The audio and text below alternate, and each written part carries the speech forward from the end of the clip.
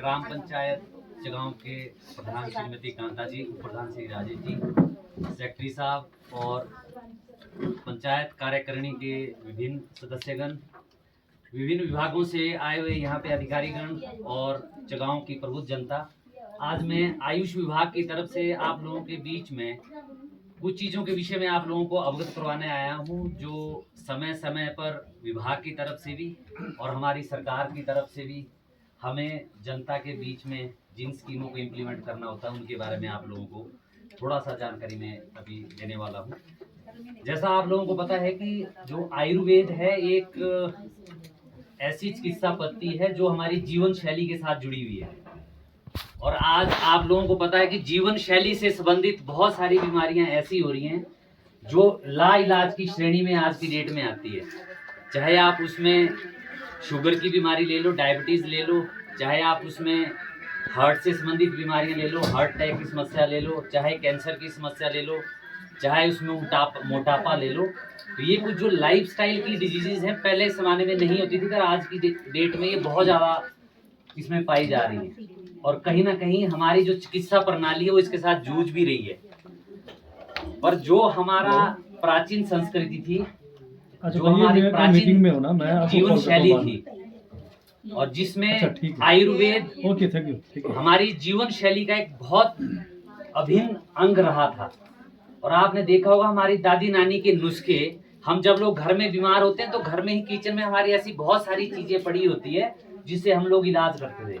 पुराने जमाने में तो हम लोग हॉस्पिटल भी ज्यादा नहीं जाते थे, उस तरह की फैसिलिटी भी नहीं होती थी। फिर भी जो पुराने बुजुर्ग हैं आज की डेट में, मतलब मैं देखता हूँ कि उनकी जो लाइफ स्पैन है और जो आज की जो जनरेशन हमारे सामने है उनका जो एवरेज लाइफ है उसमें रात दिन का फर्क है। और आने वाले टाइम में ये समस्या मुझे लगती है कि और ज्यादा होने वाली है। और उसका कारण क्या है? हमारी जीवन शैली, हमारा रहन सहन, हमारा खान पान। और उसी के संबंधित अभी भारत सरकार ने एक बहुत ही अच्छा कैंपेन शुरू किया है आयुर्वेद विभाग के साथ। सबसे पहले हर व्यक्ति का, जैसे हम बोलते हैं कि जेनेटिक कंपोजिशन होता है, हर व्यक्ति के जीन्स डीएनए अलग अलग होते हैं और सबका डिफरेंट होता है। भगवान ने कोई भी व्यक्ति एक समान नहीं बनाए हैं, सबका अलग अलग है। वैसे ही आयुर्वेद के अनुसार अगर देखा जाए तो आयुर्वेद त्रिदोष सिद्धांत पे बात करता है, 3 दोषों की बात करता है जिससे हमारा शरीर बनता है। उसी से हम लोग स्वस्थ भी रहते हैं और उसी से हम लोग बीमार भी होते हैं। और उन दोषों का नाम भी आप लोगों ने सुना ही होगा, वात, पित्त और कफ, है ना। इसी पे आयुर्वेद टिका हुआ है। जैसे ये धरती 3 देवताओं ने बनाई है ना, ब्रह्मा विष्णु महेश, ये इसको कंट्रोल करते हैं। वैसे ही हमारे शरीर को भी ये 3 दोष ही कंट्रोल करते हैं, वात, पित्त और कफ। पर सबसे पहले समझना ये जरूरी है कि हमारा शरीर में ये वात, पित्त, कफ में से कौन सा दोष है, किस तरह का हमारे शरीर की बनावट है, और इस चीज को क्या बोलते हैं? प्रकृति बोलते हैं इस चीज को। तो आज भारत सरकार ने और स्टेट गवर्नमेंट ने भी प्रकृति परीक्षण का एक अभियान शुरू किया है, जिसमें आयुर्वेद विभाग एक बहुत अहम रोल निभा रहा है। बहुत सारे लोगों का, तो मैंने भी प्रकृति परीक्षण यहाँ पे शुरू कर दिया है, तो बहुत सारे लोग अभी इससे अछूते रहे हैं। तो ये प्रकृति परीक्षण अभियान अभी 26 नवंबर संविधान दिवस से शुरू हुआ। हमारे माननीय प्रधानमंत्री श्री नरेंद्र मोदी जी ने इसका अभी लॉन्च किया है इसको, और 25 दिसंबर तक ये चलेगा। तो इसमें जो लोगों की जन भागीदारी, वो हमें क्या चाहिए कि वो आगे आए और अपनी प्रकृति का परीक्षण करवाएं, अपने शरीर का स्वभाव जाने कि मेरा शरीर की बनावट किस तरह की है, मेरे शरीर में वात, पित्त, कफ में से कौन सा दोष ज्यादा रहेगा। क्या मेरे शरीर में वात पित्त है, क्या मेरे शरीर में पित्त कफ है, क्या मेरे शरीर में तीनों दोषों का कुछ ना कुछ बैलेंस है। क्योंकि जब आप अपने शरीर की प्रकृति को जानेंगे, उसी के हिसाब से आपका खान पान, रहन सहन, वो सारी चीजें होनी चाहिए। तो जो अभी ये कैंपेन लॉन्च हुआ है, इसमें हम लोग प्रकृति परीक्षण करेंगे। उसके लिए हम लोगों को एक सॉफ्टवेयर दिया गया है। उसके लिए आप लोगों को एक ऐप इंस्टॉल करना है अपने मोबाइल के अंदर। देश का प्रकृति परीक्षण ऐप है वो। और उसमें सहयोग कौन दे रहा है? National commission of Indian system of medicine. प्रकृति परीक्षण NCISM का वो एक ऐप है, वो आपको अपने मोबाइल के अंदर इंस्टॉल करना है। उसके बाद जब आप इंस्टॉल करेंगे उसमें सिटीजन और वॉलंटियर की एक ऑप्शन आती है, तो आपने सिटीजन में जाके अपना मोबाइल नंबर वहां पे एंटर करना है, वहां पे एक ओटीपी आपको आएगा, फिर एक फॉर्म खुलेगा, उस फॉर्म को आपने थोड़ा सा भरना है, उसके बाद आपके पास एक क्यूआर कोड आएगा, तो वो क्यूआर कोड आप हम लोगों से शेयर करोगे, फिर हमारे पास एक पूरा क्वेश्चनेयर है, पूरा बॉडी में जिस तरह का दोषों का बैलेंस इम्बैलेंस उसके हिसाब से क्वेश्चनेयर है हम लोगों के पास, वो हम लोग आपसे पूछेंगे और उसके बाद आपकी प्रकृति का निर्धारण हो जाएगा और आपको एक डिजिटल प्रकृति का सर्टिफिकेट भी मिलेगा। तो आने वाले समय में उस सर्टिफिकेट का आपको क्या फायदा होगा, जब आपकी बॉडी की प्रकृति निर्धारित होगी, जैसे सपोज आपकी बॉडी में पित्त और कफ है, वैसे तो तीनों ही दोष रहते हैं पर कोई ना कोई दो दोष ज्यादा डोमिनेंस में रहते हैं, तो जब भी आप अपने डेली लाइफस्टाइल में कोई भी काम करेंगे, जैसे जो पित्त है हमारे शरीर में, पित्त का स्वभाव वैसे ही गर्म होता है। पित्त किससे रिलेशन रखता है? अग्नि से। जैसे अग्नि स्वभाव से गर्म है वैसे ही पित्त भी गर्म है। तो पित्त का काम क्या है हमारे शरीर में? पाचन। जितनी भी पाचन की क्रियाएं होती है, जो भी हम खाते पीते हैं, बिना पाचन के वो हमारे शरीर को लगता नहीं है, जिसको आज की डेट में डाइजेस्टिव जूस भी बोलते हैं, आयुर्वेद में तो उसको पाचकाग्नि बोलते हैं, जठराग्नि बोलते हैं, है ना। तो पित्त का संबंध उससे है। तो जिसका पित्त वाला शरीर होगा, तो पित्त का मतलब क्या है? जिसके शरीर में पित्त अच्छा है, तो उसको खाने पीने में किन चीजों का ध्यान रखना पड़ेगा? जो गर्म तासीर की चीजें हैं वो उसको बैलेंस में लेनी पड़ेगी। क्यों? क्योंकि उसका पित्त तो वैसे ही शरीर में है, एक डोमिनेंस में है, अगर वो बाहर से भी गर्म तासीर की चीजों को लेगा, क्योंकि आयुर्वेद में हर जड़ी बूटी को, हर औषधि को, कोई भी जो आपके हर्ब्स आसपास में है, उसको शीत या उष्ण दो तरह का स्वभाव होता है इनका, या तो उसका इफेक्ट ठंडा होगा या उसका इफेक्ट हमारी बॉडी में गर्म होगा। तो जैसे मसाले हैं आपके, इनका इफेक्ट क्या होता है बॉडी में? मोस्टली जो मसाले हैं वो गर्म तासीर के होते हैं, तो बहुत ज्यादा मसाले खाएंगे, सारी चीजें खाएंगे, तो आपका क्या बढ़ जाएगा? पित्त बढ़ जाएगा। तो आयुर्वेद में बताया गया कि पित्त बढ़ने से फिर बीमारियां होगी, वो बीमारियां नाम बताए गए हैं, उसमें चमड़ी की बीमारियां होगी, उसमें आपको बालों से रिलेटेड समस्याएं होगी, उसको आपको पाचन से रिलेटेड समस्याएं होगी, है ना। और जब आपको पता होगा कि मेरे शरीर में पित्त वैसे ही ज्यादा रहता है, तो मुझे पित्त वाली चीजें ज्यादा नहीं खानी है, तो आप ख्याल रखेंगे ना। और काम करने में भी इसका थोड़ा ऊपर नीचे इम्बैलेंस हो जाता है। कोई काम आप अपनी क्षमता से ज्यादा करेंगे, अपने साहस से ज्यादा करेंगे, है ना, और बहुत तेजी से काम करेंगे, तो उसमें भी पित्त बढ़ जाएगा, शरीर में वात भी बढ़ जाएगा। तो शरीर में जब इस तरह का आदमी को पता होगा, तो उसी हिसाब से वो अपना रहन सहन, खान पान, अपना लाइफस्टाइल को प्लान कर सकता है। और आपका सर्टिफिकेट जब ये बनेगा, उसके बाद आयुष मंत्रालय हर 2 महीने में आपको गाइडलाइंस भेजेगा आपके लाइफस्टाइल के हिसाब से।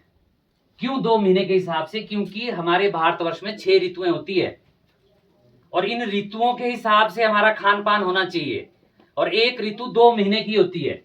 अभी जो ऋतु चली है वो हेमंत ऋतु है, मिड ऑफ नवंबर से वो शुरू हो चुकी है, दिसंबर जनवरी, मिड ऑफ दिसंबर तक हेमंत ऋतु चलेगी, और जनवरी मिड से लेके मार्च मिड तक जो ऋतु आएगी वो शिशिर है। मतलब ये दोनों ऋतुएं ठंडी की ऋतुएं होती है, और स्वास्थ्य के हिसाब से ये ऋतुएं सबसे बेस्ट होती हैं। इसमें हमारी बॉडी का जो बल है, इम्यूनिटी जिसको बोलते हैं, वो भी अच्छा होता है, हमारी डाइजेस्टिव फायर वो भी अच्छी होती है, जो भी हम खाएंगे बहुत अच्छे से पच जाता है ना। इस ऋतु में हमें बल गेन करना होता है, बाकी ऋतुएं इतनी हेल्दी नहीं होती है, ठीक है। तो आपको इन ऋतुओं के हिसाब से जिस तरह की आपकी प्रकृति होगी, तो आपको गाइडलाइन आएगी, नोटिफिकेशन आएगी उस ऐप के जरिए, तो आपको पता लग जाएगा कि मुझे इन 2 महीनों में किस तरह का रहन सहन, किस तरह का खान पान करना है, तो उससे आप लोग हेल्दी रह सकते हैं। क्योंकि आयुर्वेद का जो उद्देश्य है, क्योंकि हर पैथी का अपना एक उद्देश्य होता है, सबसे मेन उद्देश्य तो किसी भी चिकित्सा का वही है कि जो बीमारी हुई है उसको ठीक करना है, पर आयुर्वेद बीमारी से पहले बात करता है हेल्थ की। तो उसमें आयुर्वेद में एक चीज बताई गई है, स्वस्थस्य स्वास्थ्य रक्षणम आतुरस्य विकार प्रशमनम च, कि जो स्वस्थ आदमी है, जो हेल्दी व्यक्ति है, वो बीमार ही क्यों हो, उसकी हेल्थ को पहले मेंटेन रखना है। तो हेल्थ को कैसे मेंटेन रखेंगे? जब हम अपनी जीवन शैली में हमारा खान पान, हमारा रहन सहन, हमारा लाइफस्टाइल इंप्रूव होगा, है ना। जब तक ये चीजें नहीं होगी तब तक कोई भी बीमारी खत्म नहीं होती। दवाइयां आप किसी बीमारी को खत्म नहीं कर सकती। एट द एंड डॉक्टर आपको यही बोलेगा, इस चीज का आपका परहेज रखना, इस तरह का आपका लाइफस्टाइल होना चाहिए, है ना। दवाइयाँ किसी भी चीज को टोटली खत्म। अगर आप लाइफस्टाइल अपना सारा खान पान इंप्रूव नहीं करेंगे तो वो बीमारी आपको दोबारा हो जाएगी। तो आयुर्वेद मेन इसी पे बात कर रहा है, और यही हमारी चिकित्सा पद्धति भी है। मुगलों ने, अंग्रेजों ने ये पद्धति यहाँ से खत्म कर दी, उन्होंने अपनी चीजें यहाँ पे लागू की। पर जो हमारे जो प्राचीन लोग थे, है ना, आपको पता है ऋषि मुनि हजारों सालों तक जिंदा रहते थे, और आज भी ग्रंथों में ऐसी ऐसी चीजें लिखी हुई जिसके ऊपर रिसर्च हो रही है, पर वो ग्रंथों में पहले ही हो लिखी हुई है। पर बीच में जो कुछ ऐसा समय आया जिसमें मुगलों ने हमारे ऊपर बहुत ज्यादा राज किया, अंग्रेजों ने राज किया, तो उन्होंने हमारी संस्कृति को खत्म करने का सबसे पहले काम किया।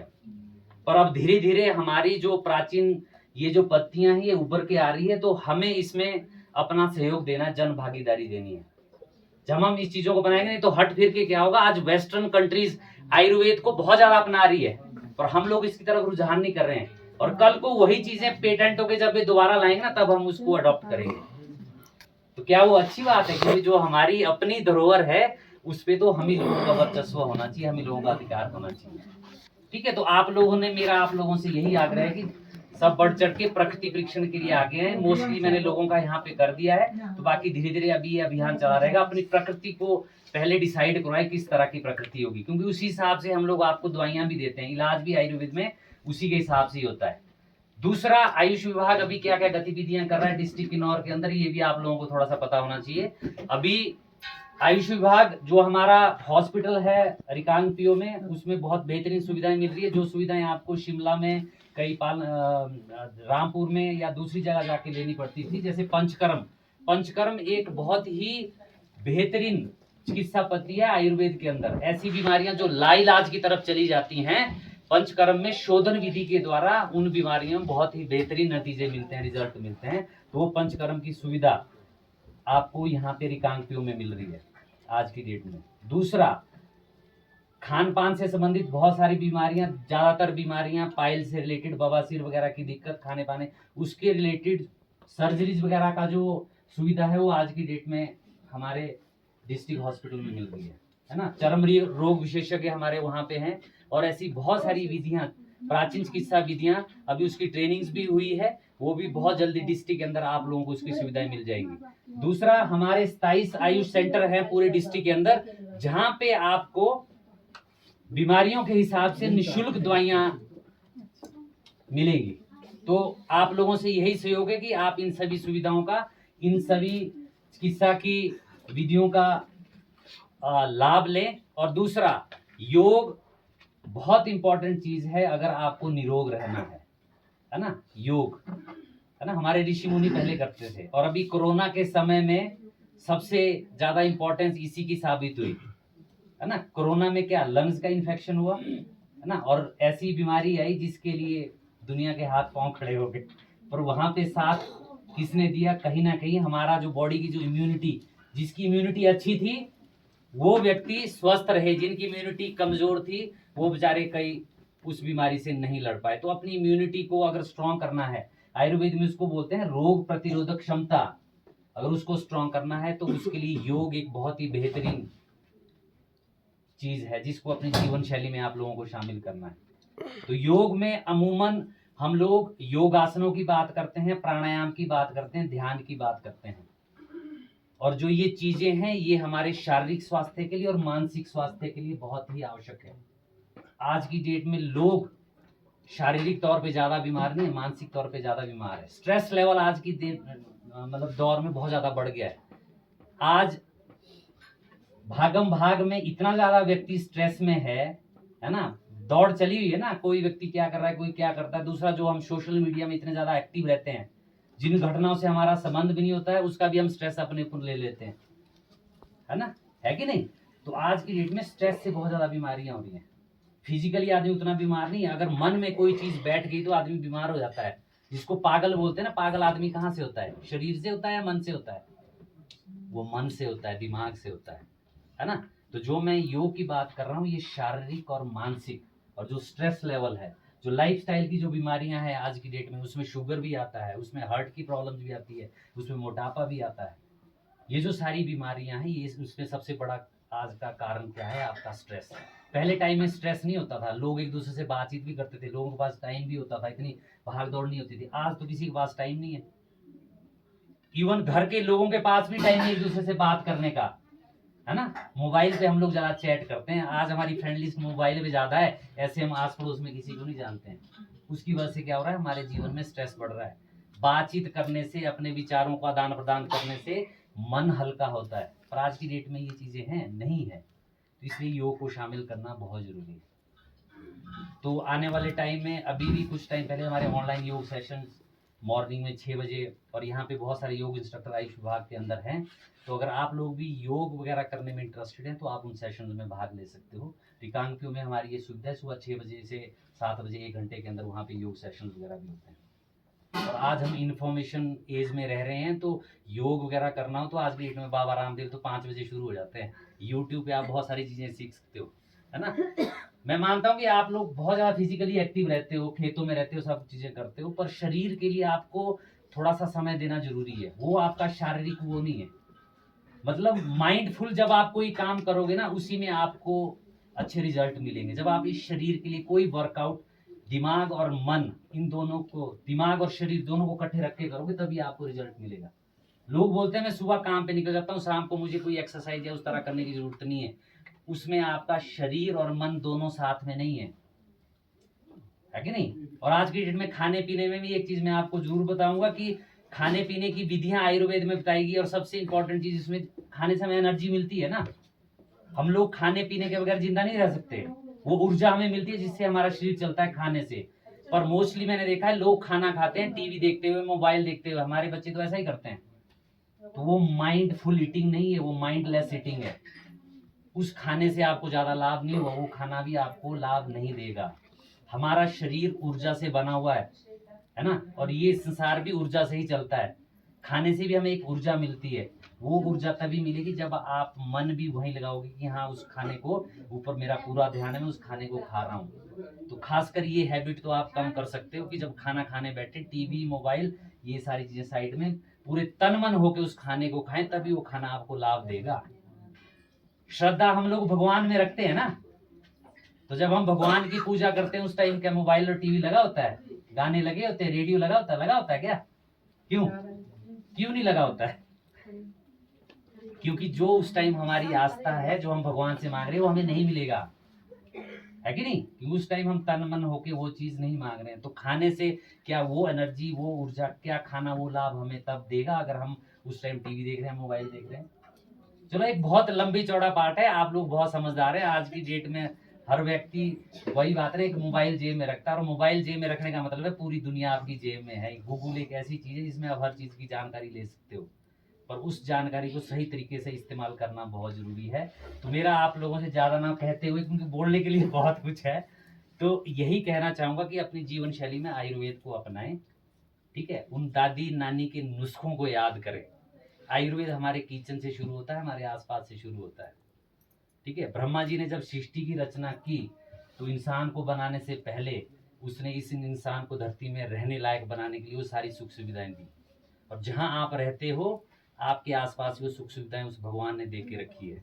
जो आपके आसपास अनाज उगता है वही आपके लिए बेस्ट है। जो आपके पास आसपास जड़ी बूटियां हैं वही आपकी बीमारियों के हिसाब से बनी हुई है। तो सब कुछ आपके आसपास है, पर उस चीज को आपको पहचानना पड़ेगा। जड़ी बूटियों का भंडार है किन्नौर वैसे तो, है ना। लोग लाते हैं कंडे कुंडे से, पर सबको पता नहीं है ना। तो भरोसा करें, विश्वास करें, इन चीजों को अपनाएं और अपने आप को स्वस्थ बनाएं। धन्यवाद, थैंक यू वेरी मच।